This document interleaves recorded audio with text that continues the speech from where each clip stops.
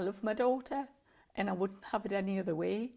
But as you get older yourself as a carer, caring for somebody else becomes more difficult.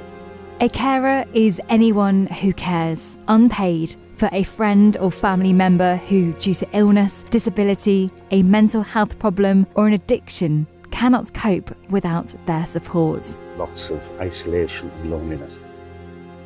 We're not given enough recognition. It's a tough job. They are estimated to save the government £162 billion a year by providing life-giving care to their loved ones. That's equivalent to the whole NHS budget in England for the whole year.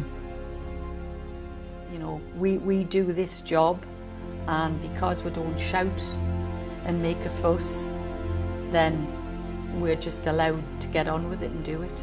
And I just think that carers in general are invisible at times, and it would be nice for the government to recognise us a bit more and give us a bit more support.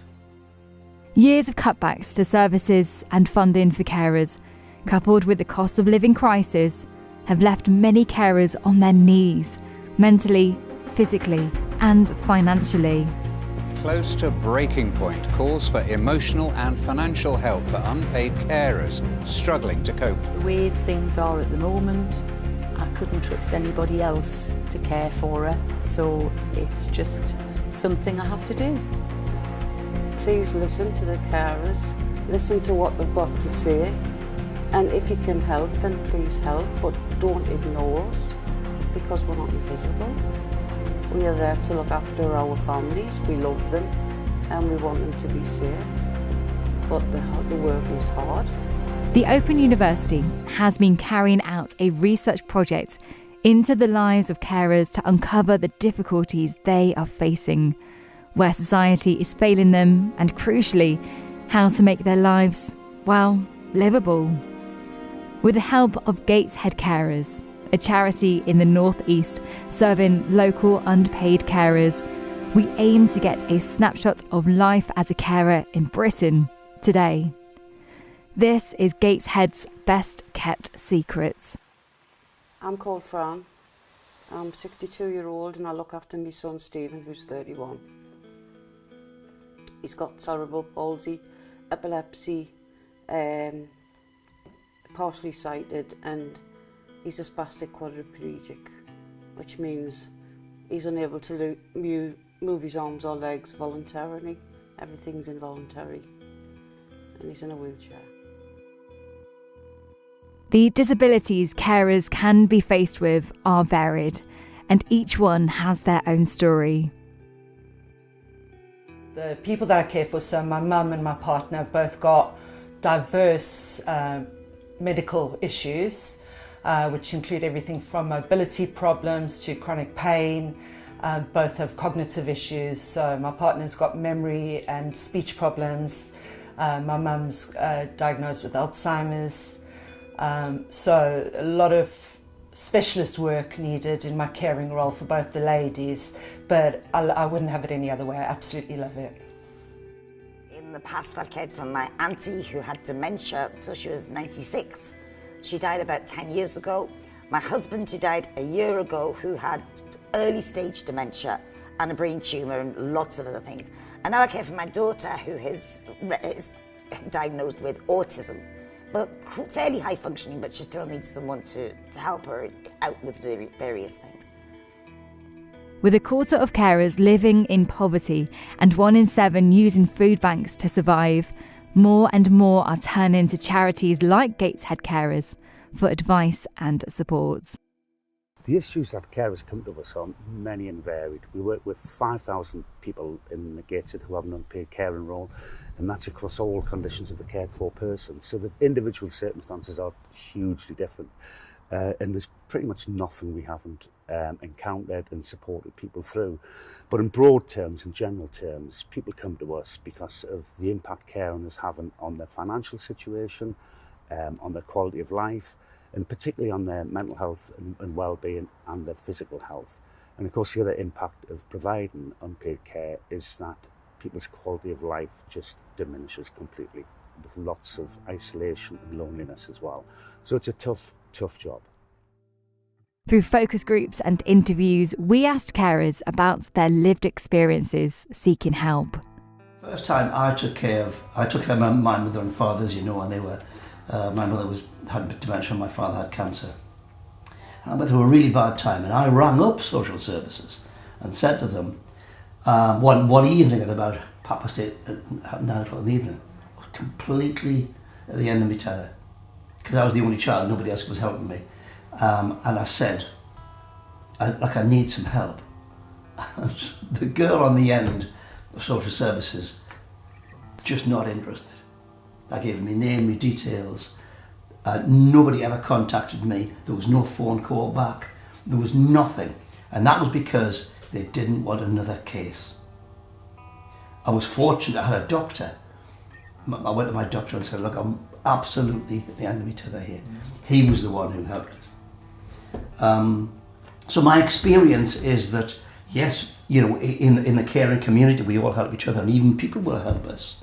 But when it comes to official assistance, there's a lack of basic understanding of what we do. Continued cuts to funding for carers have painted a bleak picture for many in the community. What about people that are... Johanna, she's autistic. She's had no help from the government ever. She's never had a social worker except for 6 weeks. And he said, well, you're doing an amazing job, Mrs. McDowell, I'm leaving. She's had nothing, no help at all, but she has a family to support her. What happens to all the Johannas out there that haven't? That's what worries me, and I think anyone with a social conscience, it would worry. And it's going to get worse. The cost of living crisis is only making things worse. We heard from carers who are skipping meals to get by. Increases in terms of grocery shopping, for example, I've noticed straight away. What that's meant to me is regularly, at least 2 or 3 times a week, say, for example, the meal I've planned for the evening is a frozen pasty with chips and salad. If I can only afford the 2 pasties, they go to the 2 ladies and I'll make do with chips and salad. So regularly, I'd say at least 2 or 3 times a week, I'm missing out on either meals or partial meals because I simply can't afford to feed 3 people. One of the harshest realities we uncovered was that many carers are left feeling powerless, invisible. Think about it for a second. If it's someone you love that needs care, it's almost a given that you will do it, no matter what. It's that knowledge that can make carers easy to ignore. Caregivers don't have power because it's the nature of what it is. With unpaid carers, it's normally a family member, a loved one, a very close friend, someone who lives next door that you feel a duty to. So I would put it in 2 categories, love or duty. And these are thousands of people. Everybody I know is caring for someone. It's a very cruel situation where we have no power and all the stress, not just physical work, it's also the stress. Finally, we asked what would make lives better for carers in Gateshead. A little bit more help from the government, a little bit support, a bit more money, and just someone to be able to talk to if it gets really bad. Just to know that there's somebody there at the end of the phone, you know. Biggest worry is what will happen when we're not here.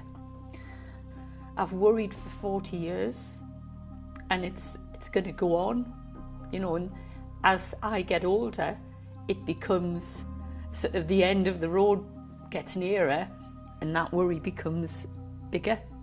And I think it would be lovely just to say, well, I know that if something happened to us, she'll be able to stay in her own house, she'll be able to be well looked after with, you know, people that are sort of person-centred around her. I think what the government needs to know is quite clearly that it needs to take ownership and responsibility of support for unpaid carers. It's been neglected. Unpaid carers is a community, probably the largest community of interest in the UK for decades, and it's simply not good enough. And if the government doesn't act soon, and with its strategies and with its policies, make sure people are accountable nationally and at local authority level and in local health services level. For the delivery of that strategy, there's not going to be any change. So it's accountability, definitely. I'm not paid anything for my care. That needs to change. That definitely needs to change. We need to have more funds available for people who are doing the job of what would otherwise be paid for carers. Because if I didn't do it, the government would have to pay someone to do it. So I'm saving them money. It would be nice for them to just say, here we are, George, there's a little bit of help for you.